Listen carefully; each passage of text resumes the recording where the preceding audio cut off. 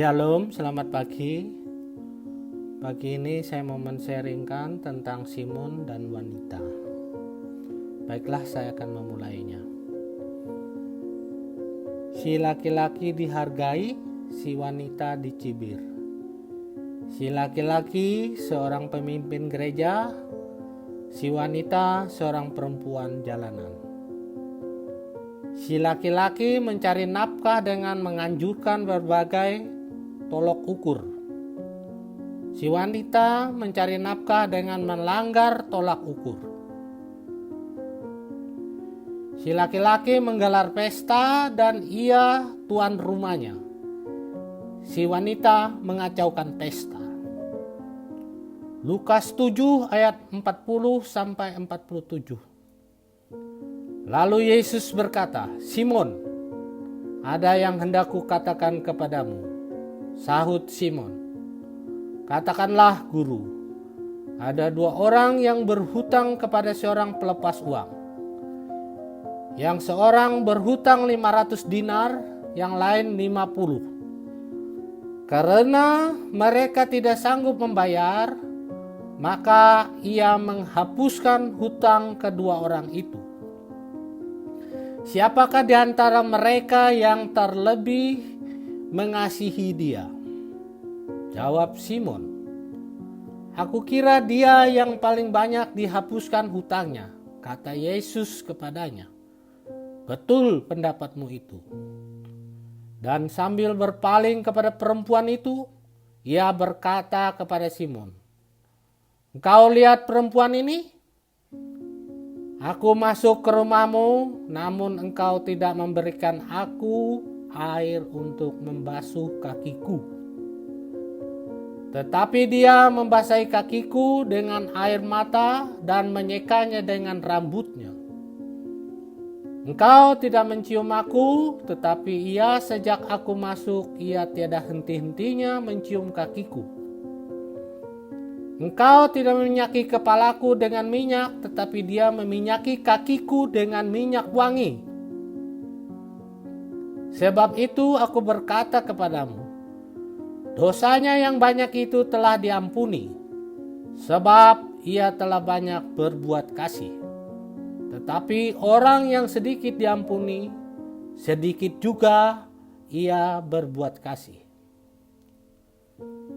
Simon mengundang Yesus ke rumahnya, tetapi memperlakukannya sebagai paman tiri yang tidak disukai. Tidak ada sambutan yang sopan, tidak ada ciuman selamat datang, tidak ada acara cuci kaki, tidak ada minyak untuk kepala, atau di zaman modern tidak ada orang yang membuka pintu untuknya, mengambil jubahnya, atau berjabat tangan dengannya. Pangeran Dracula lebih santun dan mengenal tata krama lebih baik. Si wanita memperlakukan segala yang tidak dilakukan Simon. Kita tidak diberitahu namanya, hanya reputasinya. Seorang pendosa, seorang pelacur kemungkinan besar. Ia tidak diundang ke pesta itu dan tidak dihargai di komunitas itu. Kepala hadirin akan berpaling ke arahnya. Banyak wajah memerah. Tarikan napas tertahan. Pendapat orang tidak menghentikan wanita ini untuk datang. Bukan untuk mereka ia datang, untuk Tuhan. Setiap gerakan wanita ini terarah dan berarti. Setiap gerakan tangannya ekstravagan atau boros.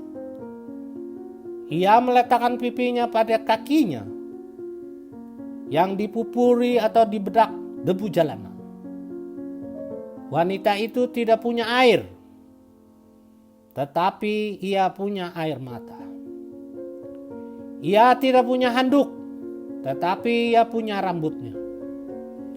Ia menggunakan keduanya untuk membasuh kaki Yesus. Ia menghujani air mata pada kakinya. Lukas 7 ayat 44 MSG. Wanita membuka sebotol parfum, barangkali miliknya satu-satunya yang berharga, dan mengurut minyak itu ke dalam kakinya. Aroma minyak wangi itu tidak bisa dihindari, seperti pun ironi dari insiden itu. Bukankah ia perempuan malam, sundal di kota itu? Tetapi wanita itu tidak bisa menahan keinginannya untuk mendekati Yesus. Kasih Simon diperhitungkan dan kikir.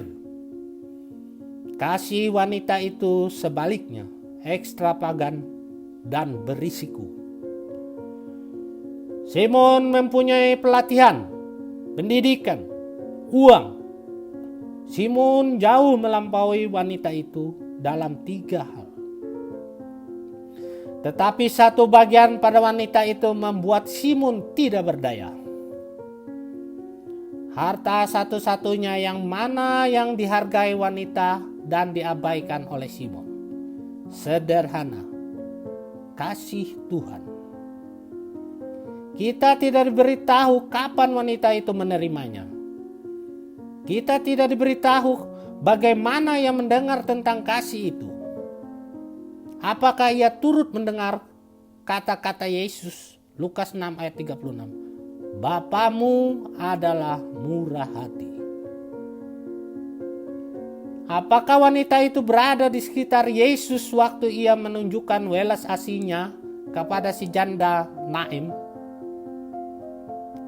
Apakah ada orang yang memberitahu kepada wanita itu bagaimana Yesus menyentuh para penderita kusta dan mengubah para pemungut cukai menjadi muridnya? Kita tidak tahu. Tetapi yang kita tahu hal ini. Wanita itu datang dalam keadaan haus. Haus karena perasaan bersalah. Haus karena penyesalan. Haus karena tak terhitung banyaknya malam ia bermain cinta tetapi tidak menemukan cinta.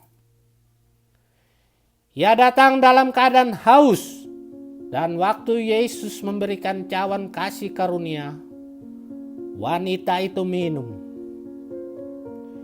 Ia bukan hanya mencicipinya. Ia tidak memasukkan jarinya dan menjilatnya. Ia mengangkat cairan itu ke bibirnya dan minum, meneguk dan menelannya, seperti musafir yang kehausan.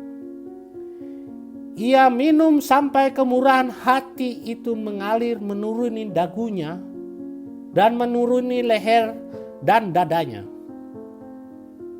Ia minum sampai setiap inci jiwanya basah dan lembut. Ia datang dalam keadaan haus dan ia minum.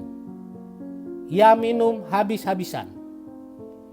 Simon sebaliknya, bahkan tidak tahu apakah ia haus.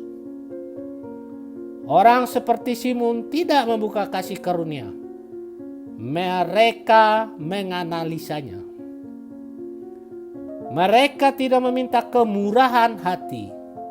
Mereka berdebat mempersoalkannya. Bukan berarti Simon tidak bisa diampuni. Masalahnya ia tidak pernah minta diampuni. Jadi sementara si wanita minum, Simon semakin membengkak kecongkakannya. Sementara si wanita itu punya banyak kasih untuk diberikan, Simon tidak punya banyak kasih yang bisa ditawarkan. Mengapa? Prinsip 747. Lukas 7 ayat 47. Sebab itu aku berkata kepadamu, dosanya yang banyak itu telah diampuni, sebab ia telah banyak berbuat kasih. Tetapi orang yang sedikit diampuni, sedikit juga ia berbuat kasih. Yesus itu sabar. Yesus itu murah hati. Yesus itu tidak cemburu. Ia tidak memegahkan diri dan tidak sombong. Yesus tidak melakukan yang tidak sopan dan tidak mencari keuntungan diri sendiri. Ia tidak pemarah dan tidak menyimpan kesalahan orang lain. Yesus tidak bersukacita karena ketidakadilan, tetapi kebenaran. Yesus menutupi segala sesuatu, percaya segala sesuatu, sabar menanggung segala sesuatu. Yesus tidak berkesudahan. Jawaban dari surga. Tuhan mengasihi kita secara pribadi, secara dahsyat, menggebu-gebu. Pihak lain mengubar janji dan gagal, tetapi Tuhan berjanji dan berhasil. Tuhan mengasihi kita dengan kasih yang tidak berkesudahan. Jika kita mau menerima Tuhan dengan sepenuh hati, maka Tuhan akan mengisi kita dengan kasih-Nya sesuai dengan apa yang patut kita dapatkan. Datanglah dalam keadaan haus dan minumlah sekenyang-kenyangnya. Amin. Terima kasih.